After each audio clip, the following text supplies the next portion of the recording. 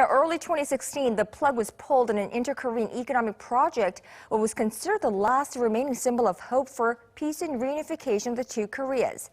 Fast forward today, and South Korean companies are still reeling from the devastating losses resulting from the shutdown.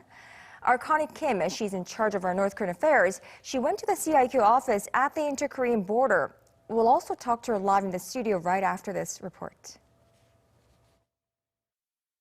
It was this day last year on February 10th when the last remaining symbol of inter-Korean cooperation, Kaesong Industrial Complex, stopped operations. 12 months on, hope is dim that it'll ever be up and running again. Where there were once buses and people crossing the border for business, all there can be heard now is muffled loudspeaker broadcasts coming from the north. The shutdown announcement was a shock to the South Korean companies operating in the complex, as they'd been given no prior notice. They rushed to extract manufactured goods and raw materials, but stockpiles of unshipped merchandise had to be abandoned.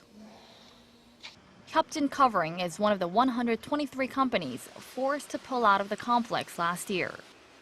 Since then, owner Lee Sang-hyup has managed to set up a new factory in the south that makes rubber thread for socks.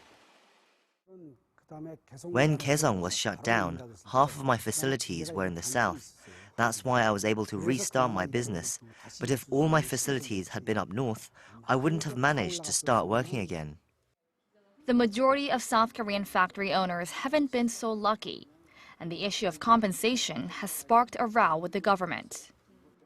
Although the South Korean government completed payment of a pledged $435 million in support this month, the companies say the shutdown caused them a combined $1.3 billion in losses.